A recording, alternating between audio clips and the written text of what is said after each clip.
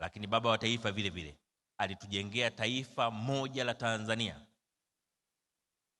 lenye makabila zaidi ya 120, lakini linalojihisi kama taifa moja nje ya makabila.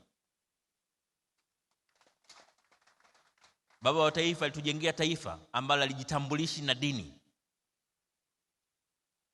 Huwezi ukapita mahala unajigamba, mimi kwa sababu ni Muislamu naomba mnichague, mimi kwa kuwa ni Mkristo naomba mnichague, au mimi kwa sababu ni Sunni naomba mnichague, au kwa sababu mimi ni Shia naomba mnichague, au mimi kwa sababu ni Anglikana naomba mnichague, mimi kwa sababu ni Mkatoliki naomba mnichague. Mwalimu alitufikisha tukaona mawazo ya namna hiyo ni ya kijinga.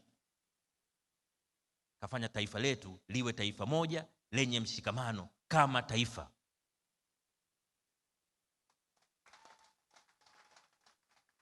Lakini vile vile baba wa taifa Mwalimu Nyerere katutengenezea misingi ya amani, utulivu na mshikamano katika nchi yetu. Yeye hana deni katika hapo alipotufikisha. Tukiharibu tumeharibu sisi wenyewe. Katika amani, mshikamano na utulivu wa nchi yetu, baba wa taifa hana deni na nchi hii. Ametufikisha mahala ambapo tukiharibu tumeharibu sisi wenyewe, na tutakaojilaumu ni sisi wenyewe. Na vitu vinavyoweza kuleta mpasuko vyote alitufundisha.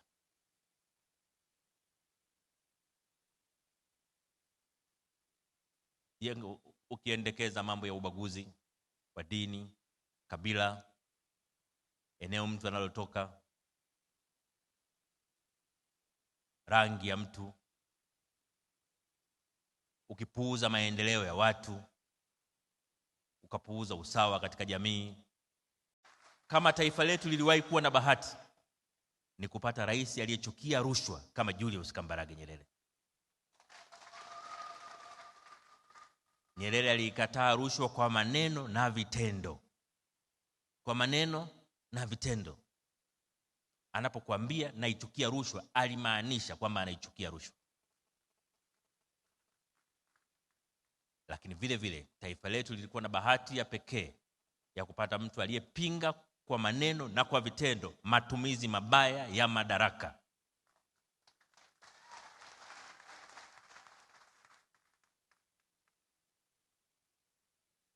Kosa kubwa ambalo viongozi wengi tunafanya ni kutumia vibaya imani tunayopata kutoka kwa wananchi wetu.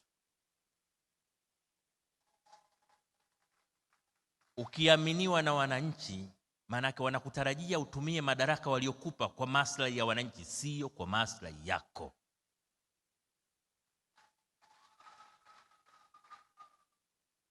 Baba wa taifa Mwalimu Nyerere alikuwa wa kipekee sana katika hili. Na ndio maana alikuwa miongoni mwa viongozi wa kwanza kusema kila mwananchi awe na haki ya kupata elimu ya msingi bure, kila mwananchi, na kuanzisha utaratibu wa UPE, Universal Primary Education, ambapo kila Mtanzania alikuwa na haki ya kupata elimu ya msingi. Na kwa kweli wakati wa Mwalimu hakuwa na masiara. Kama hutaki kwenda shule utapelekwa na polisi. Alitaka watu wake wote wasome, alitaka watu wote waelimike. Lakini vile vile baba wa taifa aliamini kwa dhati katika utu na uhuru wa binadamu. Na ndio maana baada ya uhuru wa nchi yetu, baba wa taifa Mwalimu Nyerere alilielekeza taifa letu katika vita vya ukombozi wa bara la Afrika. Hakuna nchi ambayo imepata uhuru baada ya Tanganyika ambayo haitambui mchango wa baba wa taifa, ama kwa maneno, ama kwa fedha, ama kwa rasilimali zingine katika kusaidia uhuru wa nchi hiyo. Na ndio maana tunaheshimika sana duniani kwa mchango wa baba wa taifa katika kutambua ubinadamu na utu wa binadamu duniani.